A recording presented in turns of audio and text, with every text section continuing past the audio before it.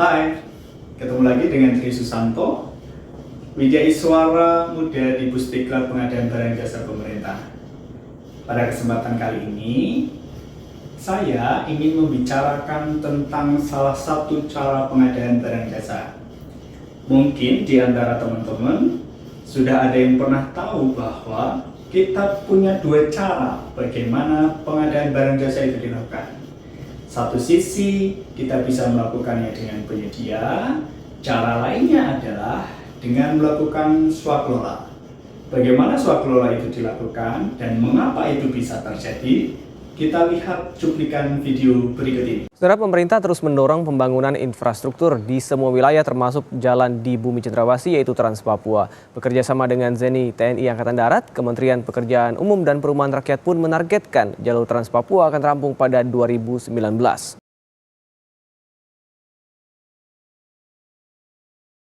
Dari video tadi, kita bisa mendapatkan informasi bahwa memang kondisi-kondisi tertentu eksekusi dengan cara-cara swakelola itu adalah cara-cara yang paling jitu. Nah, sekarang pertanyaannya, ketika perencanaan pengadaan dan teman-teman sekalian ingin memilih cara swakelola, argumentasi apa yang teman-teman bisa gunakan? Maka teman-teman bisa merujuk pada 7 tujuan dari swakelola. Yang pertama, manakala teman-teman sekalian mendapati bahwa tidak ada penyedia yang bisa mengeksekusi pekerjaan tersebut, maka silahkan pilih pintu swakelola. Atau yang kedua, ada penyedianya tetapi tidak diminati pekerjaan tersebut, maka silahkan juga menuju ke pintu swakelola. Atau yang ketiga dan keempat, karena institusi teman-teman itu punya sumber daya sendiri, sumber daya yang punya kapasitas yang sesuai dengan pekerjaannya tersebut, dan teman-teman ingin upgrade skill dengan kondisi nyatanya, maka kalau alasannya demikian juga sama, silahkan pilih dengan cara-cara swakelola.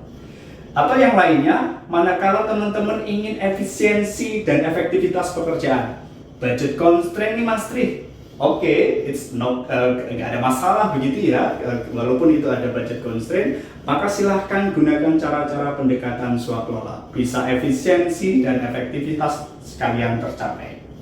Atau bisa saja dari awal willingness-nya teman-teman adalah ingin engagement dengan masyarakat. Kalau itu ingin dilakukan, pendekatan dengan masyarakat itu menjadi prioritas. Mereka tidak hanya dijadikan sebagai objek kebijakan, tapi juga dijadikan sebagai subjek kebijakan, maka silahkan teman-teman pilih swakelola untuk pendekatan pengadaan barang jasanya. Yang keenam, manakala teman-teman sekalian ingin menghadapi pekerjaan-pekerjaan yang sifatnya rahasia. Oleh karena itu, teman-teman sekalian, itulah pilihan-pilihan yang dapat teman-teman gunakan untuk menjustifikasi kenapa swakelola itu dipilih. Di perencanaan pengadaan itu sendiri, teman-teman langkah pertamanya harus bisa menentukan tipe swakelola berapa yang akan teman-teman gunakan. Apakah satu, ketika perencanaan, persiapan, pelaksanaan, pengawasannya itu dilakukan kita sendiri, institusi sendiri, atau cara-cara kedua, bahwa perencanaannya oleh kita, persiapan pengawasannya oleh kita, namun pelaksanaannya dieksekusi oleh instansi lain.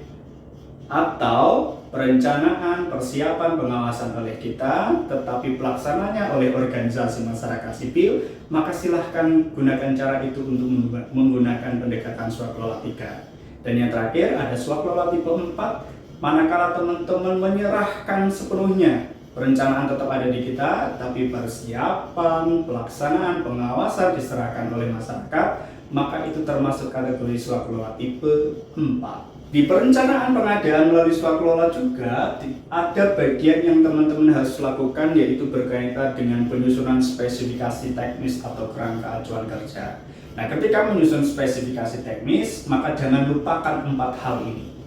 Tuangkan mutunya di dalam dokumen tersebut, tuangkan kuantitas yang teman-teman kehendaki, kapan waktu akan dilaksanakan, kapan serah terimanya, dan ada di mana pekerjaan itu dilaksanakan, dan yang terakhir adalah yang bersifat layanan. Empat hal ini ketika teman-teman membuat dokumen spesifikasi teknis, maka itu harus dielaborasi dengan baik. Sementara kalau kita berbicara tentang kerangka ajuan kerja atau KAK, maka teman-teman perhatikan baik-baik ruang lingkup yang dikehendaki seperti apa, terus kemudian kapan waktu itu dilaksanakan, spesifikasi kebutuhan kualifikasi tenaga kerjanya akan seperti apa, termasuk jangan lupakan bahwa penggunaan produk-produk dalam negeri untuk pelaksanaan kegiatan tersebut. Berikutnya, ketika di perencanaan pengadaan, bagian yang ketiganya adalah outputnya menghasilkan rencana anggaran biaya. Untuk swaklola, perhatikan honorarium, insentif atau remunerasi bagi tenaga kerja. Jangan lupakan biaya bahan material, jangan lupakan biaya jasa lainnya jika ada. Kalau satu atau swaklola 2, 3 masih membutuhkan tenaga ahli, jangan lupa biaya atau remunerasi tenaga ahli tersebut, atau biaya-biaya lain yang berpotensi akan berguna dalam mendukung kesuksesan pelaksanaan swaklola. Setelah perencanaan pengadaan tadi selesai dengan menghasilkan tipe swaklola berapa, bagaimana spesifikasi teknis atau KAK-nya, bagaimana anggarannya, maka langkah berikutnya, langkah kedua adalah kita harus melakukan persiapan swaklola. Nah, di persiapan swaklola ini antara tipe 1, 2, 3, 4 itu memiliki karakteristik yang berbeda-beda. Secara general ada 5 kegiatan yang selalu diulang ada di masing-masing tipe, yaitu 1, di persiapan swaklola itu menghasilkan penetapan penyelenggara swaklola, melakukan perencanaan kegiatan, perencanaan tadi didesain jadwalnya kapan, mereview spesifikasi teknis atau KK, mereview RAP. Nah, sementara kalau di swaklola 2, 3, atau 4 nanti akan ada ketambahan berkaitan dengan finalisasi dan tanda tangan kontrak. Untuk persiapan swaklola tipe 2, maka starting point-nya adalah PAKPA-nya. Institusi pemilih anggaran akan menyampaikan permintaan bantuan begitu ya, permohonan untuk swaklola ke KLPD lain. Kalau nanti KLPD lain tersebut bersedia, maka selanjutnya dilakukan penandatanganan kesepakatan kerjasama. Tapi kalau tidak, kembali lagi ke PAKPA-nya kita. Nah, manakala MOU tadi atau nota kesepahaman tadi sudah ditandatangani, maka selanjutnya PPK-nya kita akan meminta proposal dan RAP kepada KLPD lain. Tim persiapan tadi yang sudah didesain, sudah dibentuk, maka selanjutnya melakukan review atas RAP dan proposal yang disampaikan ke LPD lain. Jika sudah oke, PPK akan menetapkan dokumen tersebut dan selanjutnya diakhiri dengan tanda tangan kontrak. Kontraknya dengan siapa? Antara PPK dengan tim pelaksana swaklola. Khusus di swaklola tipe 2 akan ada 2 dokumen penting berkaitan dengan MOU dan terkait dengan kontrak swaklola tipe 2. Bagaimana dengan swaklola tipe 3? Kalau swaklola tipe 3, starting point-nya dimulai dari PPK melakukan survei apakah di luar sana organisasi masyarakat sipil yang bisa melaksanakan pekerjaan swaklola tadi itu hanya ada 1 atau lebih. Dalam hal angka 1, maka nanti kita menyampaikan permintaan kesediaan kepada organisasi masyarakat sipil tadi. Kalau mereka menolak, maka sudah selesai itu. Tapi kalau mereka menerima, maka dijadikanlah mereka sebagai pelaksana swaklola, kemudian ditetapkanlah dia sebagai pelaksana swaklola. Selanjutnya PPK meminta proposal RAP, tim persiapan melakukan review, jika oke maka RAP dan spesifikasi ditetapkan dan selanjutnya tanda tangan kontrak antara PPK dan pimpinan Ormas. Itu kalau posisinya Ormasnya hanya ada 1. Bagaimana kalau Ormasnya lebih dari 1? Maka pertanyaan selanjutnya adalah dari Ormas yang lebih dari 1 tersebut, apakah hanya dibutuhkan 1 saja untuk mengeksekusi swaklola kita atau dibutuhkan lebih dari 1? Untuk itu, langkah pertamanya yang harus dilakukan adalah kita mengkurasi, menilai portofolio dan proposal para ormas tadi yang berpotensi bisa terlibat dari pekerjaan kita. Misalnya jika ada 10 organisasi masyarakat sipil dan kita hanya butuh 1, maka nanti best of the best-nya 9 lainnya gugur, yang 1 ditetapkan sebagai pelaksana swakelola, selanjutnya dimintai proposal RAP, direview, terus kemudian ditetapkan PPK, signing kontrak langkah terakhirnya. Bagaimana kalau dibutuhkannya lebih dari 1 organisasi masyarakat sipil, misalnya dari 10 kita butuh 2 misalnya, maka yang 8 akan digugurkan, best of 2-nya nanti akan dinego teknis dan harganya.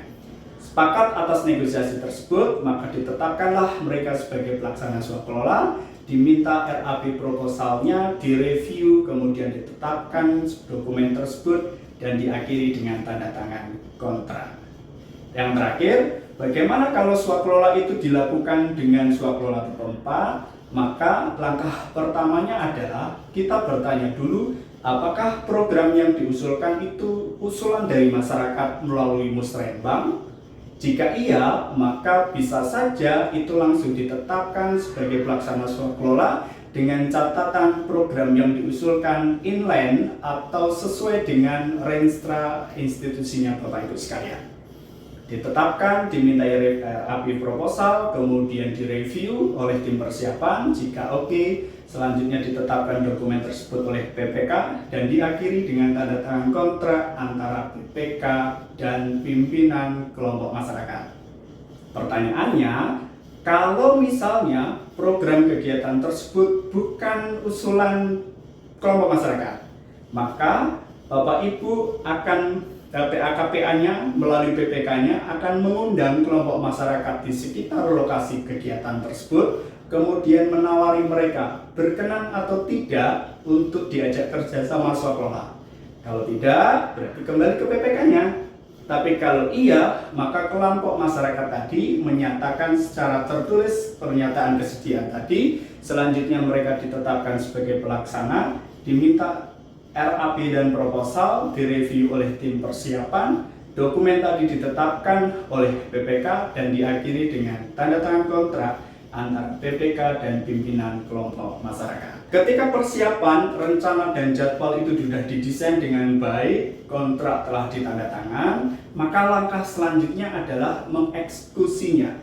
Tim pelaksana menjadi juru gedor yang pertama untuk mengeksekusi kegiatan-kegiatan yang sudah disiapkan tadi.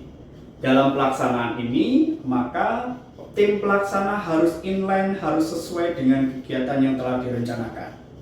Butuh barang jasa apa, butuh sumber daya apa, maka didesain dengan baik, dilaksanakan sesuai dengan jadwal, dipakai untuk apa, dilakukan pencatatan dengan baik, dan selanjutnya jangan lupa untuk pendokumentasian seluruh kegiatan. Yang perlu menjadi perhatian adalah bahwa kegiatan pelaksanaan swakelola ini tidak diperkenankan dialihkan ke pihak lain.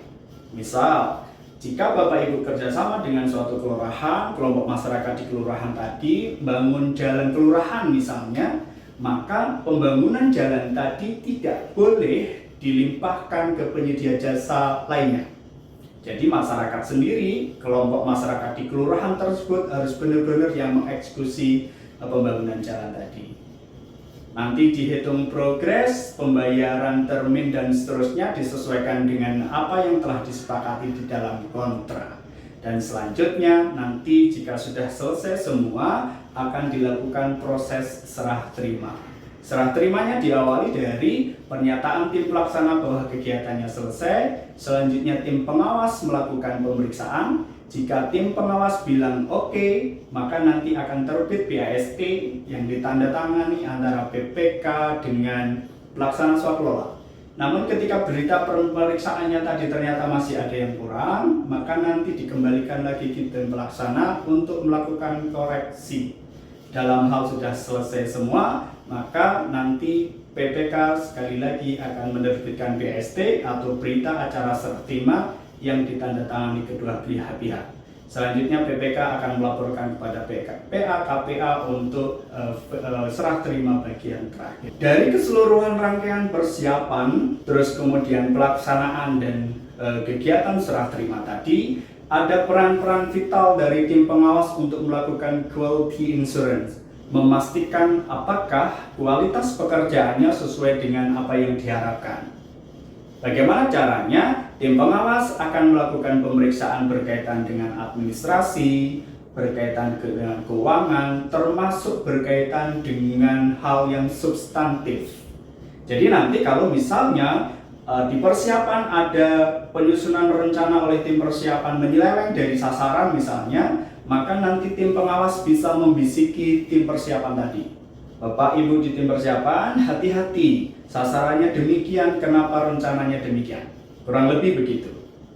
Dalam pelaksanaan pun bisa demikian. Tim pengawas kalau memperhatikan ada rencana yang tidak dilaksanakan oleh tim pelaksana, maka tim persiapan bisa membisiki tim pengawas bisa membisiki tim pelaksanaan tadi untuk memastikan, untuk mengingatkan kembali bahwa rangkaian-rangkaian rencana kegiatannya seperti itu. Nah, bisa juga tim pengawas itu melakukan sounding atau memberikan informasi kepada BPK berkaitan dengan keseluruhan pelaksanaan tersebut. Tim pengawas sekali lagi berperan sebagai quality insurance untuk memastikan seluruh rangkaian kegiatan berjalan dengan baik dan output yang dihasilkan dengan baik pula. Demikian Bapak Ibu yang bisa dapat saya sampaikan berkaitan dengan materi swaklola di pengadaan barang jasa pemerintah. Sampai ketemu di materi pengadaan barang jasa pemerintah yang lainnya.